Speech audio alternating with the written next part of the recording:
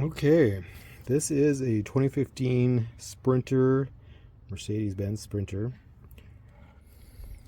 This basically, previous owner spliced in some lights, which is all well and good. I think those are the original lights. Gotta fix that thing that got punched in, but because this one wire was sticking out, the dust cap was not on, and so with the cap on, there was all sorts of dirt that got inside of there, dust, bugs. Looked horrendous. Opened it up. So this is the dust cap, essentially Amazon part. It fits on pretty nicely.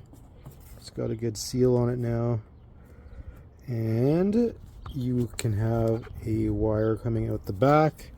Seems pretty tight. Essentially, I just put a notch in it just like that, just so I could slide the wire through, and then I taped it up so that it is all sealed. Hopefully it doesn't get any flies in there.